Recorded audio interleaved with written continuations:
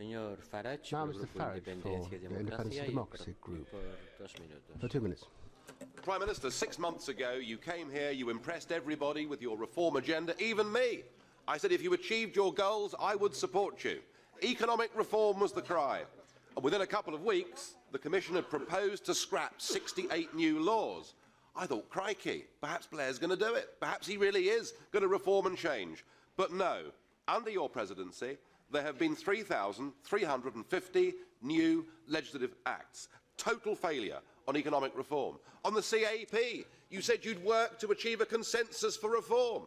Well, in a way you have, I suppose, because you've got 24 countries against you. No CAP reform until 2014. On the budget, you said there'd be no surrender of the UK rebate. Well, it seems to me that you've given away £7 billion of British taxpayers' money for nothing in return. Your only achievement is to open talks with Turkey, which is opposed by the vast majority of people in Europe and will lead to an even higher bill. Why should British taxpayers pay for new sewers in Budapest, for a new underground system in Warsaw, when our own public services are crumbling in London?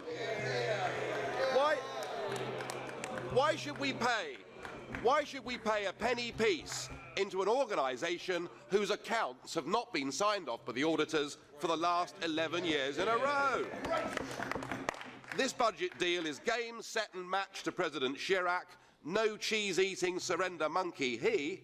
Unlike you, he stands up for the French national interest, not some bizarre notion of Europe, and he has outclassed and outplayed you at every turn.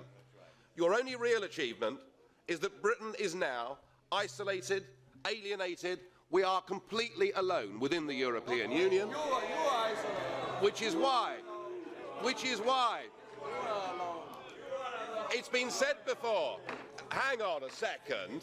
Everybody else gets an extra minute, Mr. President. I'm asking for 10 seconds. Thank you. Which is why, Prime Minister, I urge you. It's often been said that you wanted to be the permanent President of Europe.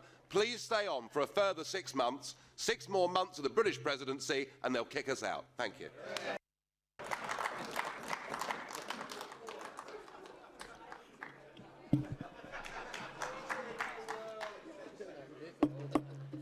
Yeah, well, thank you very much, all of you.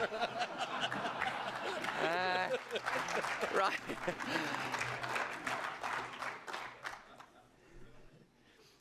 There are, in my experience in politics, there are 3 groups of people.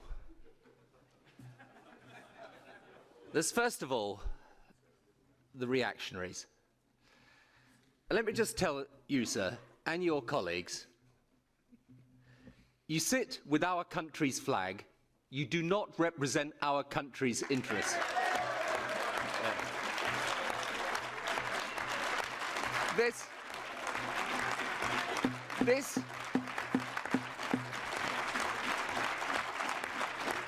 is the year 2005. This is the year 2005, not 1945. We're not fighting each other anymore. These are our partners, they're our colleagues, and our future lies in Europe. And when you and your colleagues say, what do we get in return for what we contribute to enlargement? I tell you what we get. We get a Europe that is unified after years of dictatorship in the East. We get economic development in countries who we have championed. We get a future reform that allows us, once and for all, to put an end to discussion about rebates, common agricultural policy, and get a proper reform budget for Europe. That's what we get if we had the vision to seize that opportunity.